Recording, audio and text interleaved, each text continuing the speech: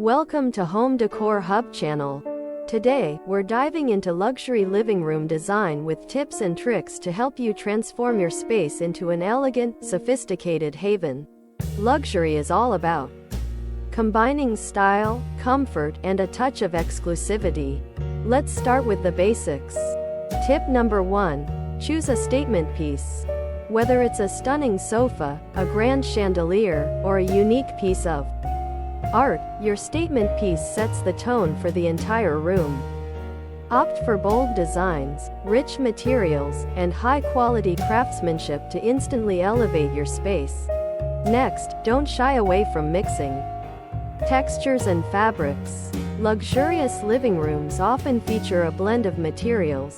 Think velvet sofas, silk cushions, and marble tables. This mix adds depth and a tactile element that feels expensive. Lighting is key. Use a combination of ambient, task, and accent lighting to create a layered effect. Statement chandeliers, sleek floor lamps, and strategically placed sconces not only illuminate your space but also act as pieces of art. Luxury design often embraces sophisticated, neutral palettes like creams, grays, and deep blues. These shades create a calming atmosphere and serve as the perfect backdrop for your standout furniture and accessories.